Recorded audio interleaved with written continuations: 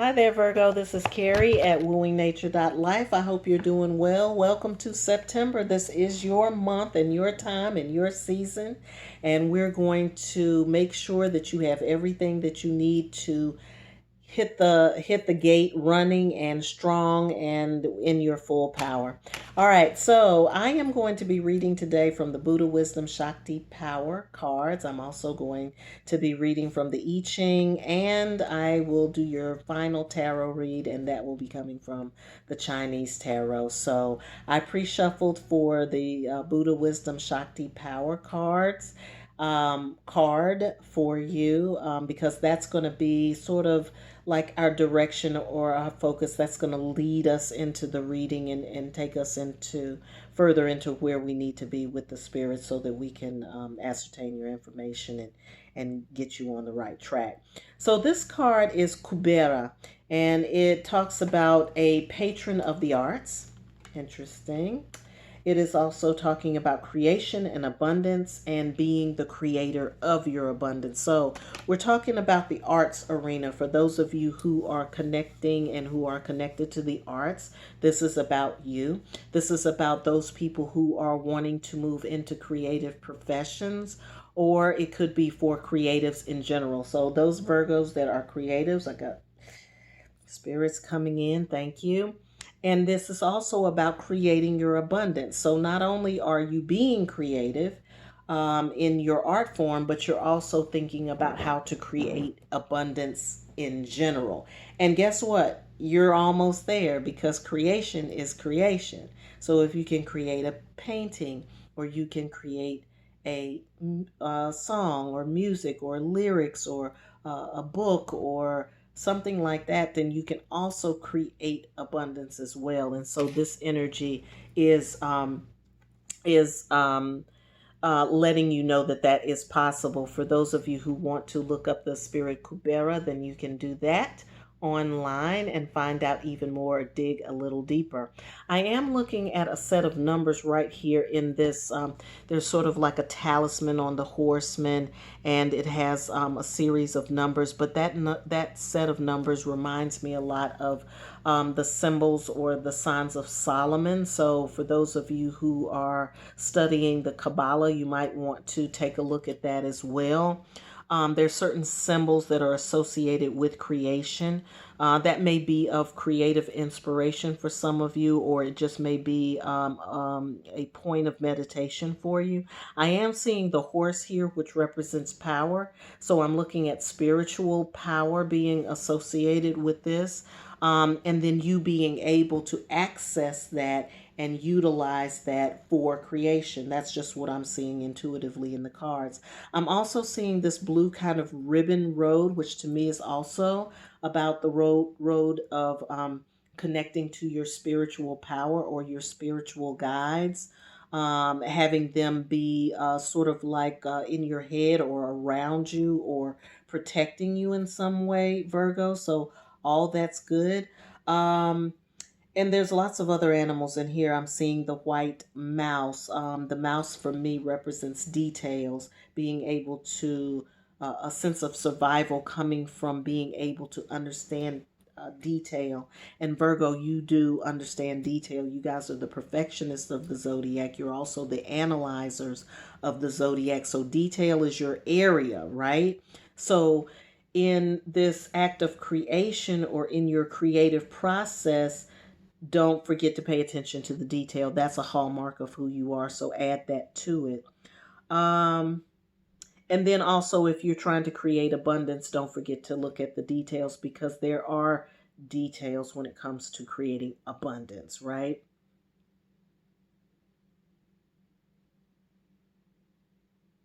So, yeah, this definitely looks like a road of spirit or a spiritual road for you. So, this journey with creating or being creative or connecting to your artistic nature or being a part of the arts community, being able to create the wealth around you is all a part of a greater spiritual journey for you, Virgo, is what I'm seeing here. All right, I'm going to march right on into, I'm going to keep this handy because sometimes these things come back up. I'm going to march right on into the I-Ching now. We'll be pulling 2 cards from the I-Ching deck. The first card represents the main message. The second card representing the changing lines. The changing lines are just the lines that um, that we'll be reading to give you a little more detail. So there'll be a general reading, and then we'll get into more detail. And then that detail is where you're going to be listening for what resonates and what doesn't resonate with you. All right, so the card that I pulled first is number 33. Powerful number 33, because again, we're talking about spiritual lessons here. Spiritual lessons or spiritual journeys are associated with the number 33. If you are an 11 person, or if you have an 11 power number, or you have a 11 birth number, or there's 11s that come up for you often, then this represents the next rung for you. Literally, you have moved from 11 to a 33. For some of you, you have moved from a 22 to a 33. It just depends on what that number structure is for you and what numbers you've been vibrating with over the last, I don't know, few months, years. It could be for you. For some of you, you'll know, because you're like, oh, I'm always seeing the number 11. Or for some of you, you know that your birth number is an 11, or you know your name equals to an 11, that kind of thing. But then there are those of you who have already been on a 22 track that have moved up, and then there's some of you who have just jumped from 11 to 33. So you'll know, because these numbers are going to come up for you in your meditation and in your meditative practice. And I do see you meditating there and being covered. I like to read these cards because I'm a visual reader, and I like to read the art as well as the message. So I will be getting to the actual translated I-Ching message in a minute, but I just want to see what I'm seeing from the card itself. So here I see you being protected or surrounded or protected, divinely protected. Again, we're talking about your spirits walking with you. I see a lot going on up here in the sky, in the heavens. It kind of looks a little chaotic, looks like clouds, or it looks like a lightning bolt to me. But the main thing is that whatever is going on outside of you, whatever seems to be chaotic that's happening outside of your physical, energetic space, is just that. It's just happening. And Virgo, you're going to need to get used to that if you're operating in a 33, because you're going to have to get used to the fact that some people are operating in chaos around you, and that's what they're choosing, and or that's where they are at this time, and that's the experience they're having because they're learning something from it. But you also have to know that you are protected from that. I'm seeing that in that card. But I am going to go right to the actual I-Ching text for your reading. All right, so we're looking at number 33. It talks about retreat. It isn't your fault if forces repressing the good increase in influence. This is the natural cycle of all of life. Orderly retreat is now the sign of the strong. Very good. In such a situation, retreat is not flight, but rather a temporary renunciation in order to make better progress after a creative pause. You can prepare for the upswing in small ways now. Avoid harsh feelings, impatience, and acting out of your frustrations on others. See, this is when you get frustrated, because these people be up into this, and you be like, what's wrong with you? Why are you acting like this? Don't get frustrated. Okay? If you give into negative emotions, you are also fostering negative energy. Such inner conflicts reveal disharmony between the ideal and reality. Remain calm and confident, as it is a passing phase. So as you are entering into September and it feels a little chaotic and all of that other kind of stuff, remember I said you were protected. I feel that you're protected, but it's saying not to give in to this. You can't let the Bob Marley said, when you're riding through the rocks, don't let it complicate your mind. So don't let this complicate your mind. Don't get into it. All right. So we are looking at changing lines in number 2. also in number 4 and in number 5. 2, 4, and 5. 2, 4, and 5. I just want to make sure it is correct. All right, so 2, 4, and 5. Number 2, I'll read number 4, I'll read number 5. Get in where you fit in. If one resonates more than the other, that's you. If all of them resonate, great. If 2 of them resonate, just take what you need to go with you and put it in your back pocket. Line 2, attach yourself to someone stronger while still preserving your independence and dignity. This way you will ultimately reach your goal. Line number 4, you retreat of your own free will and know that your inner spirit is untouched. I like it. However, others who retreat through fear will suffer and not endure the new situation. Endure meaning you won't be able to bring in the new. This is really important because if you're retreating, you know that if you retreat of your own free will, then you know you're protected, you're in good shape. But for those who retreat out of fear, then you're not going to be able to latch on and connect to the new energy. Remember, this is a passing phase. So don't get caught up in it. That's it, Virgo. That's the bottom line. Really, here. You're going away, you're hermit mode, you're going into retreat mode. It's not out of fear. You're not fearing it. You're just doing it because you want to. And anybody else, if it's about fear, then you're not going to be able to, attract the energy that you want to attract. Line 5, you are, partially at least, above it all. You are therefore prepared to retreat. You remain open and friendly instead of withdrawing. You must nevertheless stand by your decision resolutely and firmly and wait for your chance.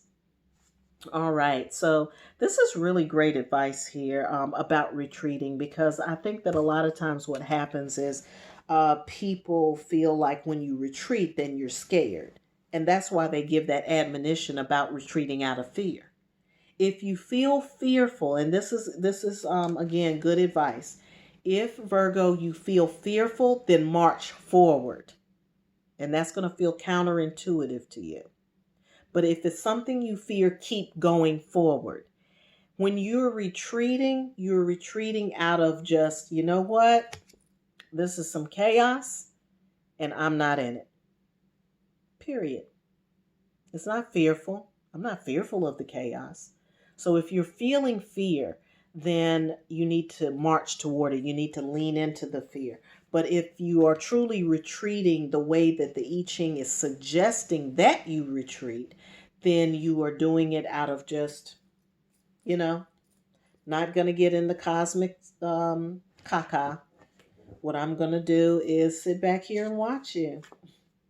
And I'll be good with that, right? Sounds good to me, Virgo. Sounds great to me. All right, so moving right along, we are moving into the Chinese Tarot for detailing. Help us understand better what we're seeing here. Our spiritual calling, the Virgo spiritual calling, rather. Help us to understand a little deeper about the journey that they're on in September. All right, so we've got the King of Coins here, followed by the Six of Swords in reverse. So the King of Coins to me is about your coins. It's about your money. It's talking about, in the original card, we talked about creating wealth, creating abundance, or being creative in general. So the King of Coins knows how to get the coin. It knows this spirit understands those details that we talked about in the card. It uses this energy is about, I'm trying not to use he and she because this is energy. It's not really about male or female, but because we're dealing with the English language, I'll move forward.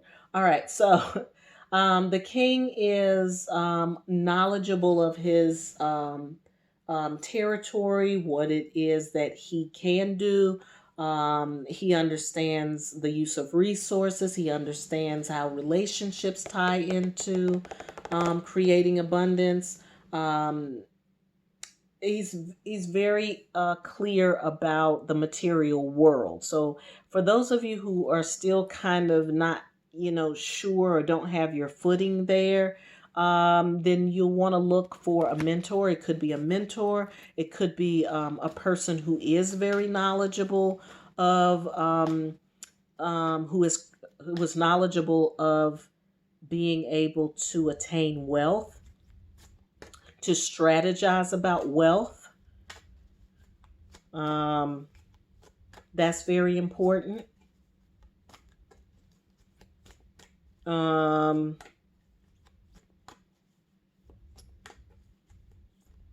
and I'm also seeing how they are connecting to the spiritual world to get that. I'm seeing that from the smoke here.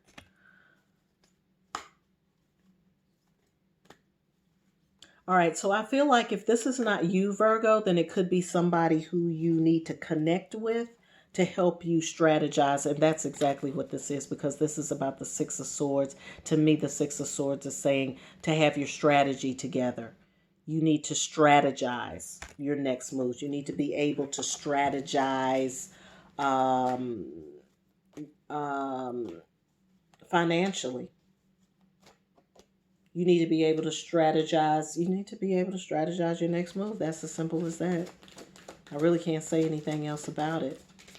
So things have to be lined up. And I think that this person, I feel like this is another person here. If this is not you, Virgo, then this is another person that you need to connect with to help you strategize around that. Because I'm getting that some of you are creatives, and sometimes creative people aren't accustomed to strategizing from a business standpoint. And so because because they don't know that side of it, they may need to get, yes, that's what it is. You may need to get, that's not a side of it that you have been accustomed to learning about. So you just have to find a mentor or somebody who knows that part of it. And there are creative aspects to creating abundance. So there is creativity there. There is a different kind of balance here. I'm getting with the Four of Staves or staves here. There's a different sort of balancing that has to be. You've been balancing one way. You may have been balancing your private life with your public life, or you might be balancing your work life with your home life. But this is a different kind of balance that is going to have to be created in your life in order for you to be able to manage the strategizing part of it. After the strategizing part of it is saying. So after you strategize, then you're going to have to kind of lay your foundation. Your foundation is going to be based on your own knowledge and expertise, along with whatever it is that you learn from this mentor person right here. Okay? You may be, that's part of the reason for the retreat too, because the retreating, when you're retreating from all that chaos stuff that we talked about, is when some of these strategies are going to come to you. It's when no, that's not what's happening. Hold on. When you go to this person right here, they're going to help you strategize, right? But then after the strategy session happens, then you're going to have to lay down some rules, laws, and ways that you're going to manage what it is that you're doing. Either a creative project, or it could be creating your wealth, right? Either way it goes, you're going to have to lay some foundations, and it requires a certain amount of balance. That's why the retreat is there, because when this is going on, it causes you to go in, and when you go in, then some of these pieces are going to come together for you. Like the things that the person told you, plus the things that you're learning on your own, it's going to all come together when you're getting yourself out of that chaotic energy of people who are up there just, floundering around. You're just gonna retreat, Not out of fear, but out of, you know that I ain't got time for this. And while you're in that alone time, you're going to get a lot of messages. Things are going to really come together for you, and you're going to have a lot of clarity. All right, so we have two cards here. We have the Ace of Swords and the Ten of Swords. Again, this is all strategy. It's all matters of the mind. It is using your mental acuity, using your mental ability, your analytical skills, your ability to organize your thoughts, organize information into certain compartments. That's going to be very beneficial to you. You'll find strategizing very easy to do after a while because of this.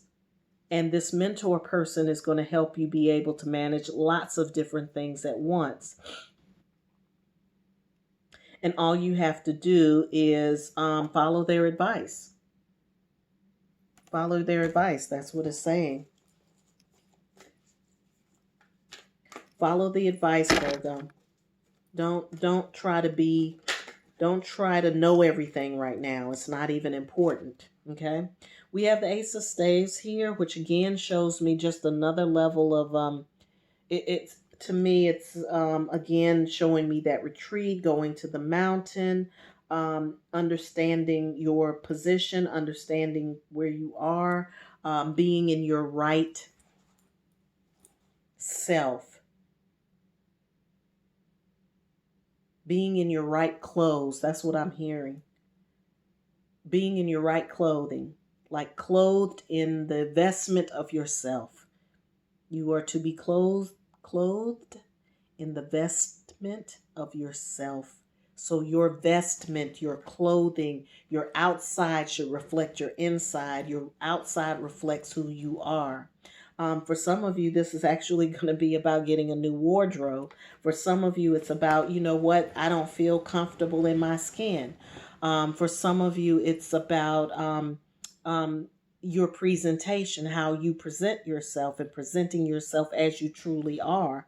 But the main thing I'm getting here is about vestments. It's talking about vêtements.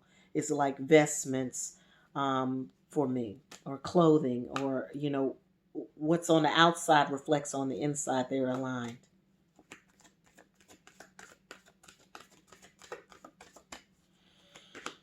Any other messages for Virgo, please?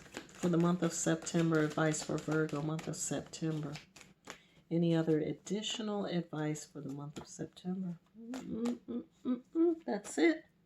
All right, Virgo, I hope that information was good for you. I hope that this month is everything that you need it to be. Certainly, it looks like you're well on your way to reaching some goals and objectives. And finding the right people to help you with that. I wish you the best. And if you need to take a deeper dive and want to get a reading, a personal reading to see how this relates to you specifically, you can reach out to me. I'm at Kerri, Kerri, at wooing-nature.com. As always, I hope you have a great September, and I hope you're having a wonderful life.